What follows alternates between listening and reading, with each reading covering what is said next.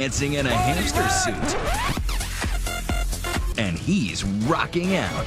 Does that look like limited mobility to you? That's our guy right there. There's our mark.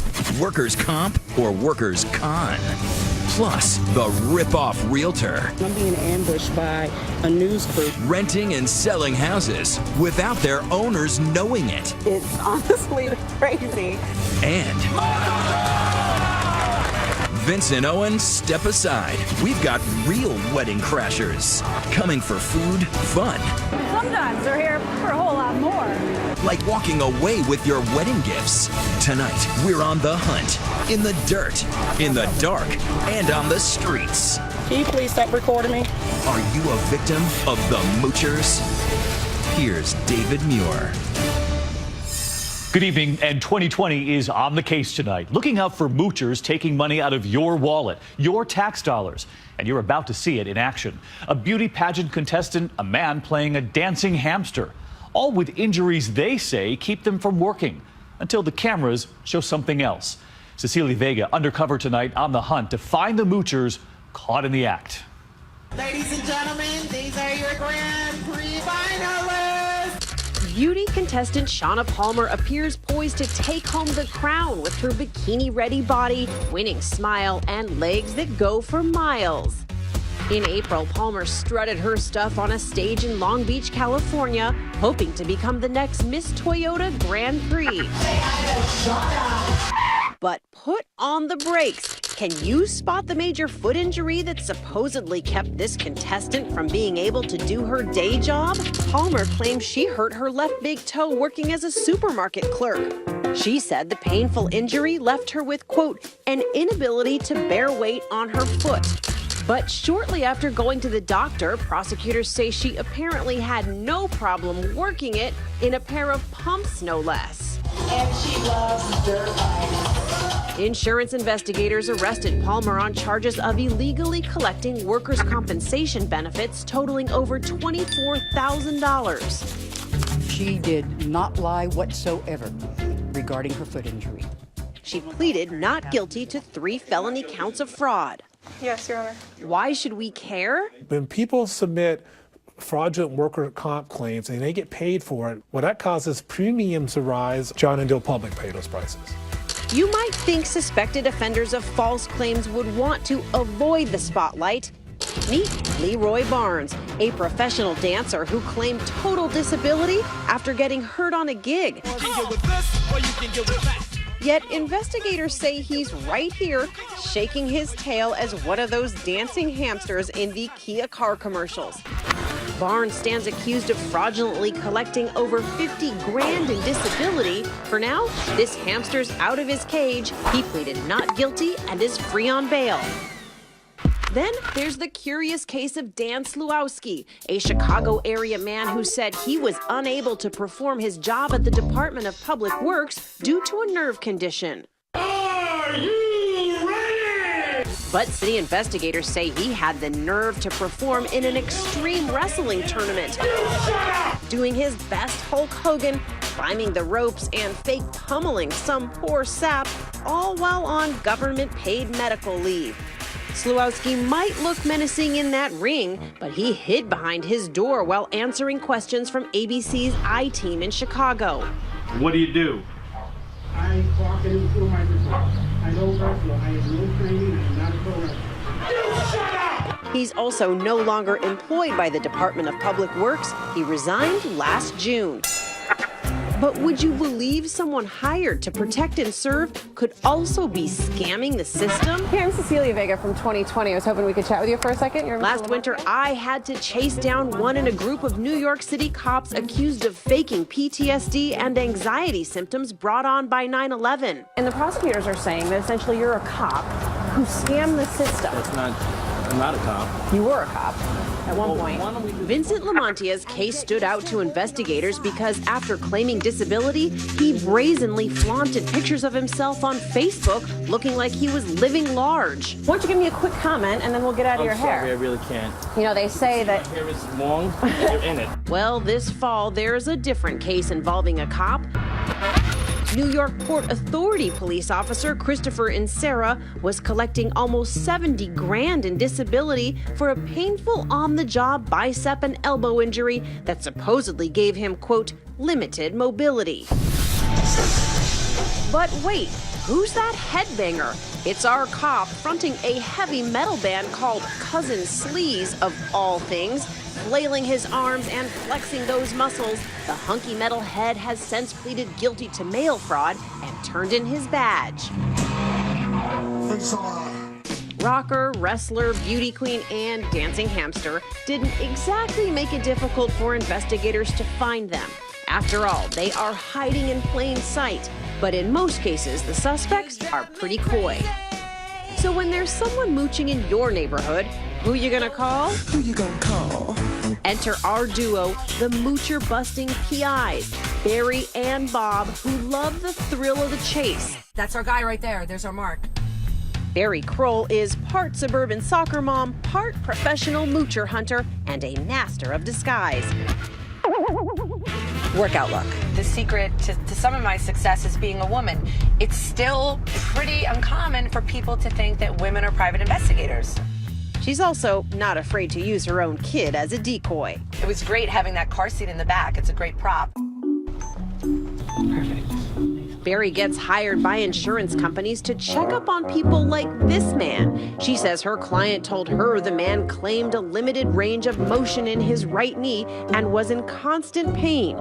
But here he is, biking all over town. And the man's claim was dismissed. But Barry says these cases aren't always a full bust. Sometimes they're a dead end. It's a glamorous job. Sit here and just stare out the window. Stare out the window. And this job is not for everybody. So, but it is for me because I'm okay waiting for something to happen. There's the sitting in your car approach, and then there's this. There's a big tree right on the left. I think that's where we should all kind of meet. Catching potential fraudsters is no mission impossible for Chicago-based PI and ABC News consultant Bob Keene. In his downtime, Bob likes to skydive and swim with sharks, so it's only fitting that he plans his surveillance stakeouts like an adrenaline-fueled military operation. Bob invited 2020 along as observers on a surveillance job deep in Midwest farm country at the crack of dawn. Let's go, Bob. Let's go do this. The mission? To get the goods on a farmer suspected of fleecing an insurance company. He claims injuries from a car accident are causing him difficulty with his daily farming operation. So the money shot is what? Anything he does that makes him look like he's working. Since we're out in the bush, this job calls for some black ops. So can I just say this is seems a little hardcore here. Well, this is necessary? Here's the exact reason why we do this. We're completely getting into the elements to where there's no way that they would be able to see us. They're going to act completely normal, hopefully, and we'll capture everything that they do on tape. Let's go. I find myself wading through the woods in 40-degree temps. This is where you're going to have to, holy me. Don't put your foot there. Dang. We pick our way over treacherous ground. Yeah, we need to go up. And clamber up steep, muddy embankments. I gotcha. Put your right foot up here. Go. Until we reach our surveillance point. So this is the house that we're going to be watching. We have literally walked for about a mile plus in the dark. This is where we're going to set up. We have a perfect view of his house.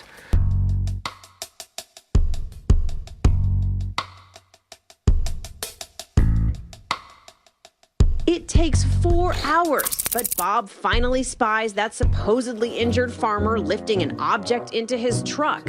We can't show his face because the case is still active. It hardly feels like enough to call the farmer a fraud.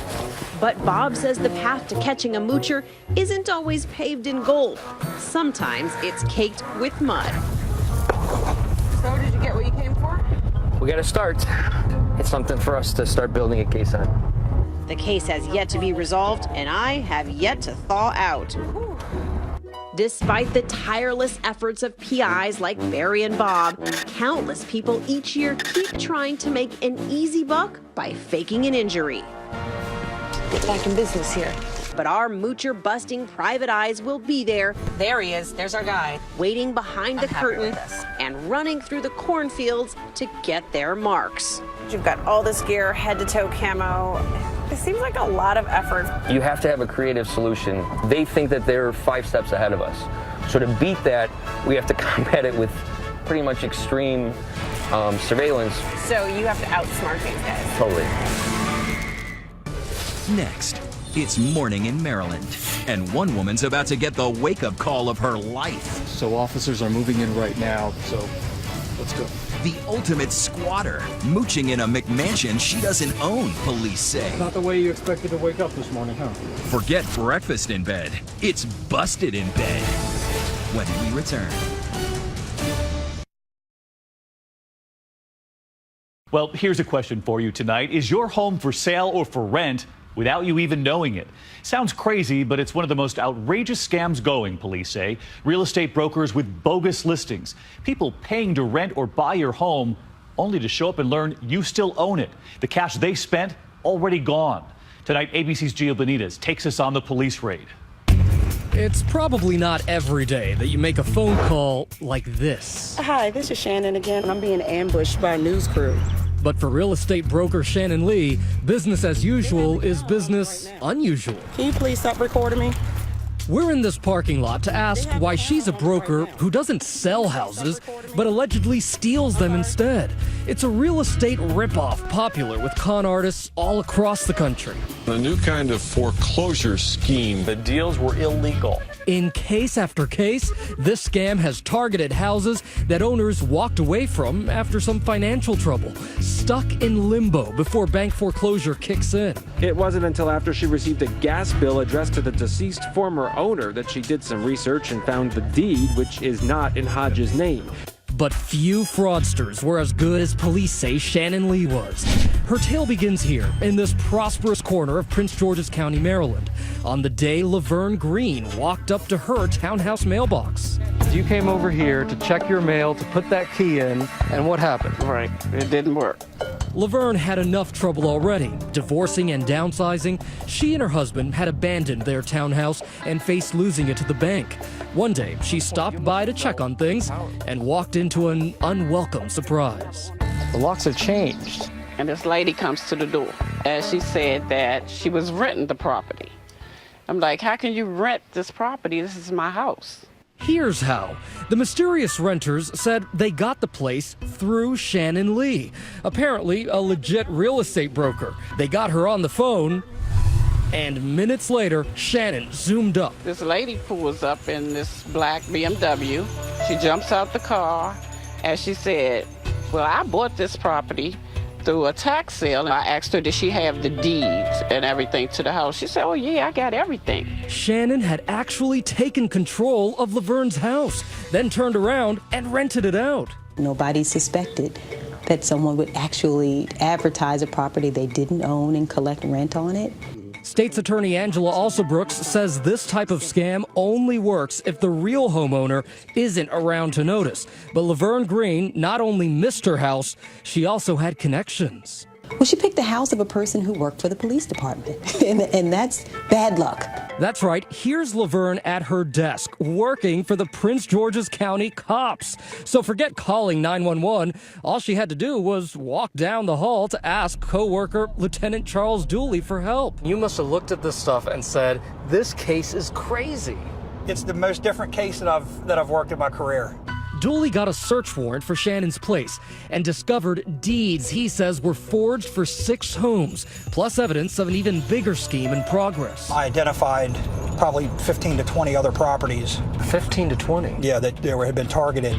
Dooley believes Shannon's devious scheme started with scouting trips, searching for houses that appeared vacant, grass not freshly mowed, no curtains in the windows, all signs of pending foreclosure.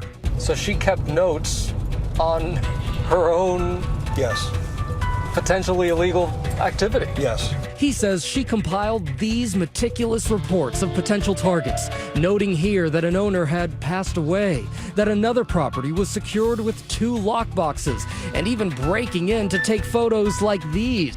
Shannon's next step, using a blank deed transfer, adding her name as a buyer, bogus seller signatures, and a fake notary seal. The final step, walking into the county records department to officially enter the forged deed into the public record. Then police say she was ready to cash in. We fell in love with it. That's where unsuspecting victims, Sharice and Michael Stewart, come in. They'd answered an ad Shannon Lee had posted to rent this house. I mean, it's everything that we wanted in the house, and the price was right. So they signed the lease, despite some suspicious red flags. From the outside, you can see the damage done to the locks of the door, as if someone busted in the door and changed the locks on the doors. Shannon's excuse? She had trouble changing the locks. Okay, but even stranger, why were there no electric bills arriving from Pepco, the local utility company? So we had been calling Pepco every month, like, hey, we're not getting a bill. We're afraid the power's going to be turned off. What's going on? That they can't find us in the system. And Target too. The police investigation later revealed that to keep the house theft from being discovered, Shannon had dangerously rigged the meter, pirating electricity. Pretty gutsy. Yeah, very gutsy. Meanwhile, police say Shannon, along with her alleged partner in crime, Kiana Johnson, were collecting rent from this and other properties they'd stolen, and allegedly even sold one for a pile of cash. You believe she really felt like she was going to get away with it? Yes, absolutely. She had herself convinced that the paperwork was of good enough quality on the forgeries that I think she thought she was in the clear. And duly discovered that Shannon and Kiana had taken this house hustle to a whole new level. They weren't just renting and selling the pinched properties, they were actually living in some of them too. It's bananas. Like, it's honestly crazy. When we come back, it's time for a house call with the Sheriff's Department. So, Sergeant, it's 6 a.m. We're going to that house. She has no idea we're coming. That's correct. Element of surprise. Knock, knock, the rent is due. They're going to surround the house so that when they knock on that door, they're ready. Stay with us. 2020 continues. Once again, Gio Benitez. And here's a picture of Target 2. Police believe they're hot on the trail of 2 world-class moochers, Shannon Lee and Kiana Johnson, who've allegedly been amassing an illicit real estate empire on the backs of unsuspecting Maryland homeowners. You must have felt pretty powerless. I did. I didn't know what to do. After Laverne Green realized her house had been stolen from under her nose, her colleagues with the local police jumped on the case. So we're talking about stolen houses? Yes. What they discovered was a fraudulent real estate scheme as shameless as it was devious. Police say conniving cons Shannon Lee and Kiana Johnson not only forged documents to steal vacant homes, they kept the plusher properties to live in themselves. Kiana moved into this sprawling 5-bedroom colonial with its big yard. The real owner, Donnie Smalls. Police say she broke in, changed the locks, says it's her house, forged a deed. Yes, it's bananas. Like, it's honestly crazy. Donnie and her family had been forced to leave their beloved home long ago when her corporate recruiting job was transferred to California. So here it is, Donnie. It's the first time you've been here in 3 years. It's really sickening because you put your blood, sweat, and tears into buying your dream home, and we had to leave it because of financial situation. Struggling to carry 2 homes, they fell behind on the payments. Police say that's when Shannon's co-conspirator, Kiana Johnson, used the forged deed to move her whole family in.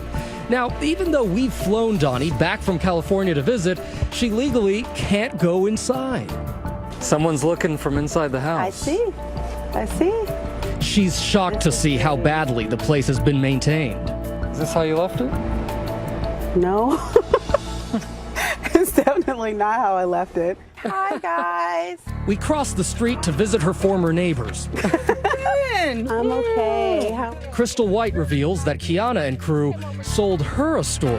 She first when she came over, introduced herself. We stood on the front porch, we talked and everything. So I was like, oh, good, we got cool neighbors. They said that they were family members. And this is the first time you're hearing that they claim to be family members. Your family members.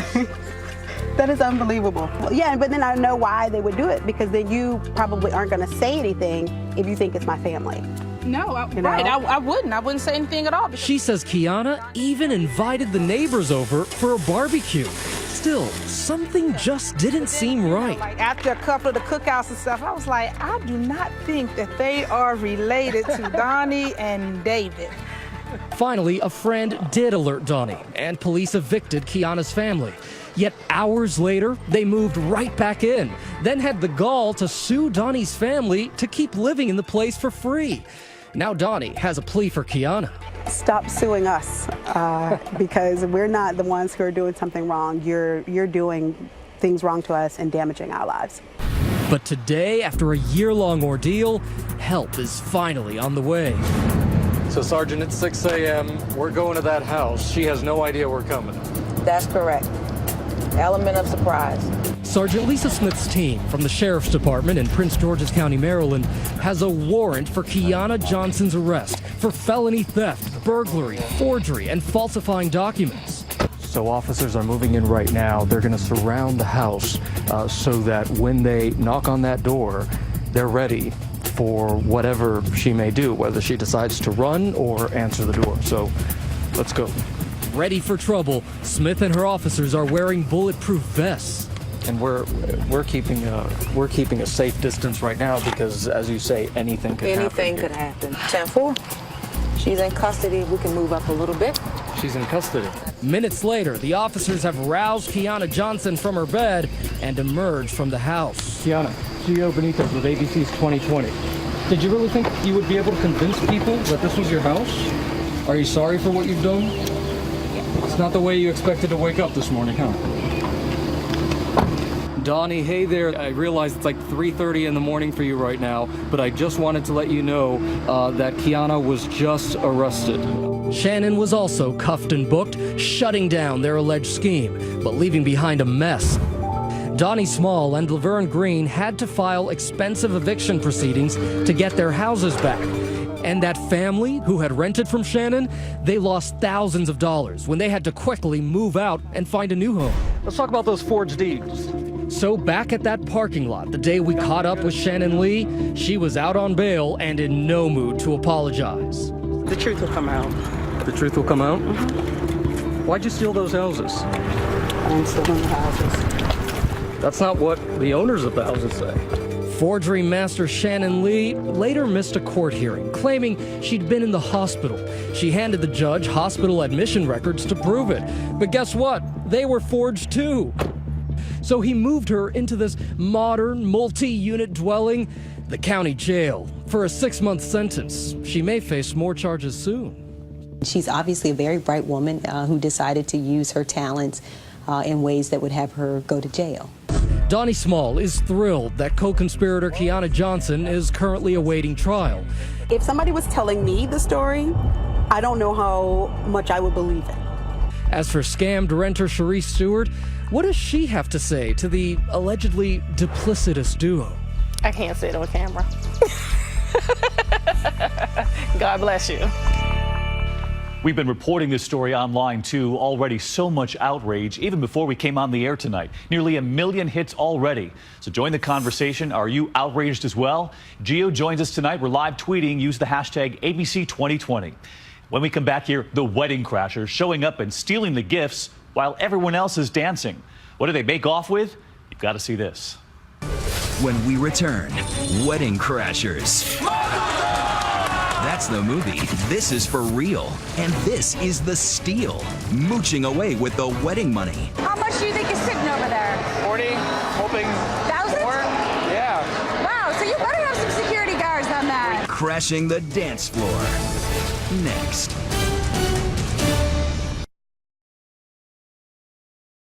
Well, perhaps you saw the movie Wedding Crashers. It was funny, unless it happens to you in real life. It's happening more than you think, actually. And they're not just crashing the party, They're stealing from it, mooching off your matrimony. Tonight, our own Paula Ferris showing up at someone else's wedding. Does anyone even notice? And caught on tape here what others have gotten away with. I now pronounce you man and wife. I'm ready to get drunk. Who is that? Who is that? The 3 words a wedding crasher never wants to hear. It's bad for business. Wedding crashers are skilled at turning your special day into their special day. Immortalized on film by Vince Vaughn and Owen Wilson, most newlyweds hope to avoid crashers on their big day, but not this bride and groom. When they started playing Shout, I saw some champagne popping. I was looking for them. Dan and Jessica Mealy got married here in Westchester, New York this week when we decided to soft crash their wedding. They were great sports. The beautiful bride even confessing she might want to dabble in a crash one day. You don't mind that we're crashing your wedding, do you? No, actually, that's on our bucket list. We've always wanted to crash a wedding. You have? Yeah, we haven't yet, but it's on our to-do. So what is this fascination some have with going where they're not invited? Is it the free food, the open bar? That's what one bride and groom wanted to know after their wedding photos and videos included these moochers. I had asked around my side of the family and my husband's side of the family and made sure that they weren't somebody who I just hadn't met before, and nobody had known them. The two can be seen boogieing on the dance floor, drinks in hand, practically going out of their way to be noticed. And now the perfect strangers are permanently part of this newlyweds photo album. They're all over mine, and I can't really focus on the people that I want to focus on. Krista Riley took to Facebook to try and match a name with a face, and the local media turned up the drama. The mystery of the identity of the wedding crashers has been solved. For Krista, at least, turns out the wedding crashers themselves noticed they had gone from the hunter to the hunted and reached out privately to the bride to apologize. Krista wouldn't reveal their identities. She says she forgives, but with this wedding album, how can she forget? I think it's tacky. I think it's rude because that's somebody's special day. So you may not know their name, but you probably recognize the type. Wedding crashers are not shy. It's not in their DNA. They're here to eat, they're here to dance, and they're here to drink. Sometimes they're here for a whole lot more. Watch as this guy enters the beautiful Tustin Ranch Golf Club in California.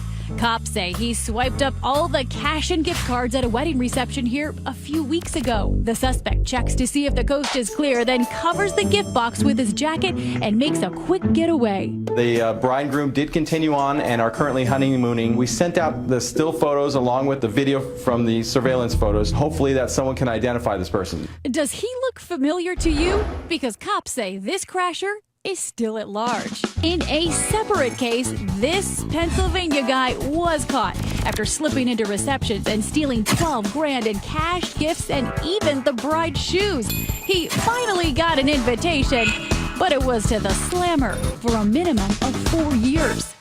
Back at the Miele wedding,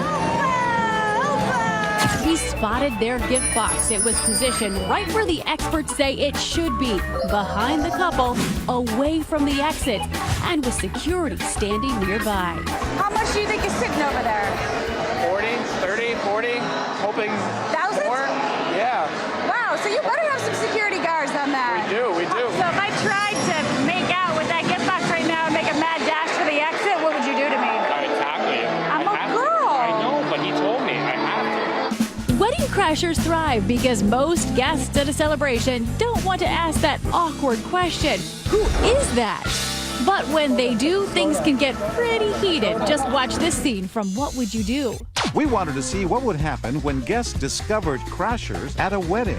The bride and groom were in on it, but the guests were not. Who do you know? Who do you know? Are you here with Richard's side or? With John's. John's Yeah, side? I know John. Bride and groom both don't know you. Okay. Family. Sit down. You sit down. You don't crash people's wedding like that. I'm sorry. I can leave right now. No, you're not leaving. You're going to be arrested. If wedding crashing seems like a young man's game, don't tell that to Sherry Stanfa Stanley. I was excited I was filled with a lot of trepidation. When the writer from Ohio turned 52 last year, she decided it was time to break out of her comfort zone and break into a reception, complete with a cover story. My name was Shelley. If they asked who I was there with Jim Miller, who used to work with the groom. Sherry had planned it all out, socializing with guests, enjoying a cold beer, until the bride threw something at her. The bouquet landed at Sherry's feet, and all eyes were now on the wedding crasher. Everyone in the room was staring at me.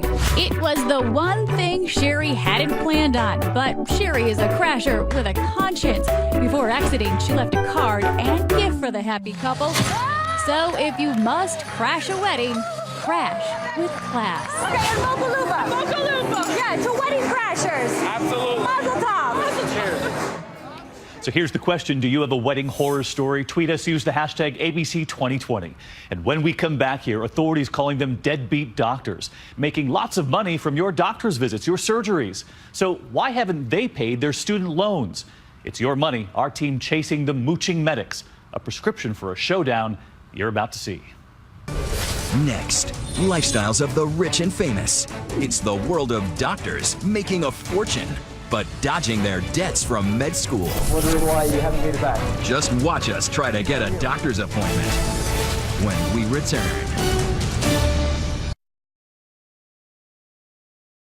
When we head to the doctor, we often sit there in the waiting room. How many of us have waited for hours? Well, it turns out someone else is waiting too, Uncle Sam. So many doctors making a very good living haven't paid back their own student loans. So if you've struggled or your children struggle to pay back their loans, why not the doctors? Matt Gutman tonight making some very unexpected house calls.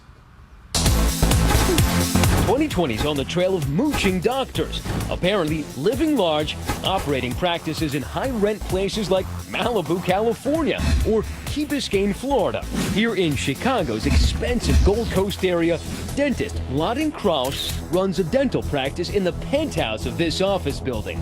Oh, and there's another thing you should know about the good doctor. The government has dubbed him a deadbeat for defaulting on over $390,000 in student loans. I'm Matt Gutman from ABC News. So we decided to pay the dentist a call.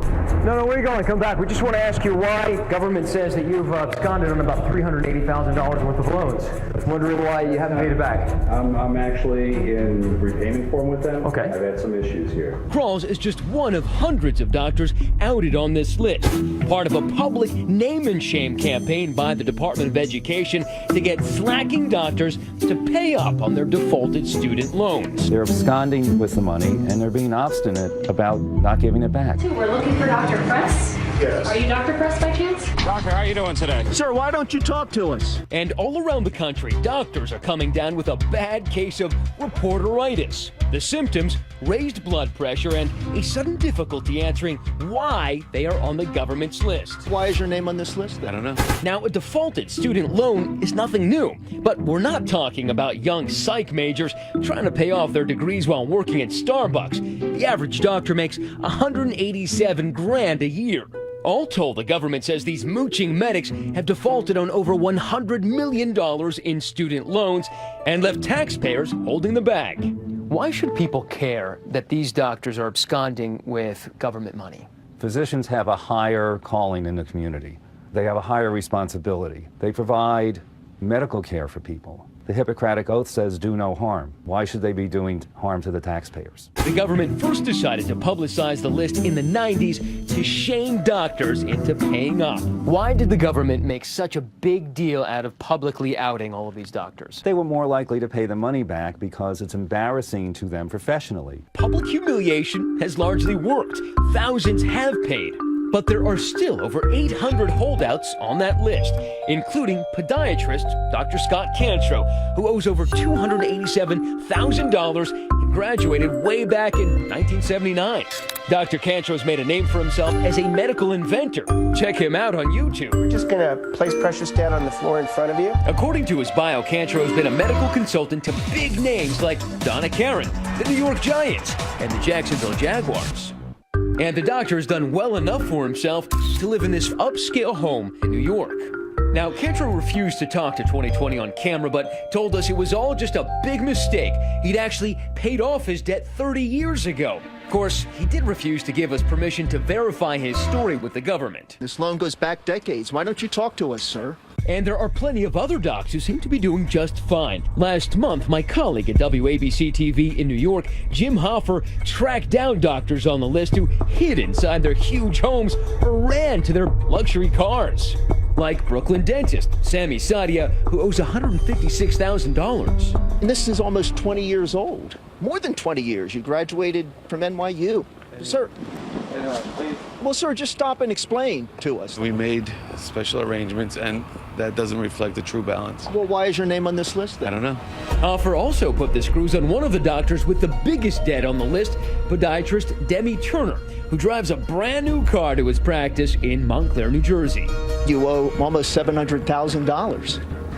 I am unable to comment on that because that is ongoing litigation. Sir, why don't you talk to us and explain what's wrong here? It's ambush.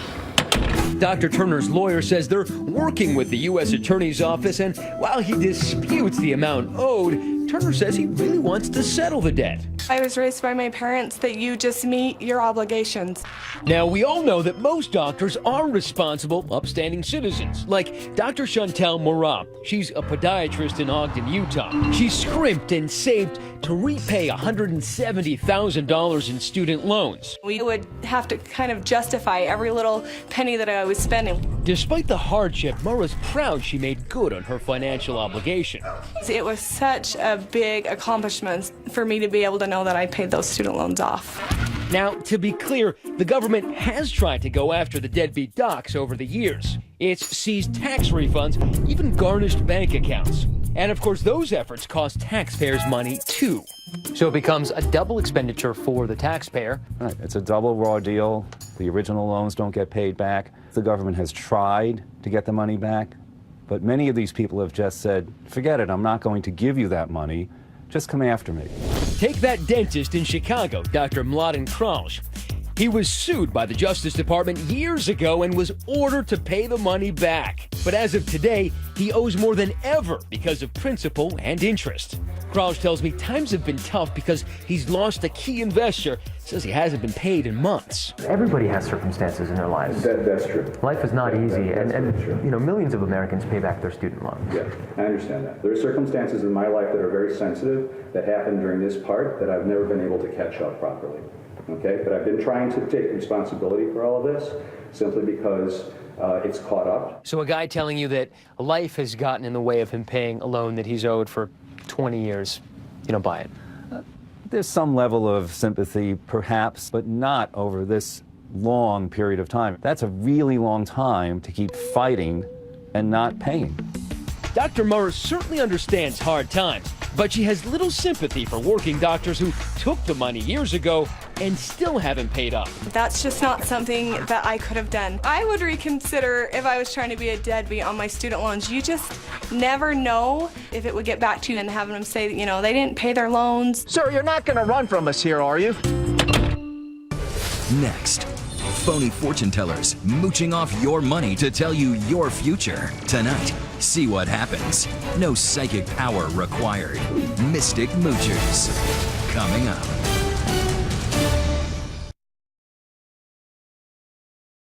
Well, we've been chasing down so-called moochers for some time now here on 2020, even before tonight. And it turns out there is a big development this evening on a case that had many of you outraged. Someone who said they could see the future, but all they really saw were dollar signs. Once again tonight, Gio Benitez. In our last Moochers episode, we introduced you to private investigator Bob Nygaard, a man on a mission to stop what he considers the most malevolent moochers around, psychics who prey on troubled people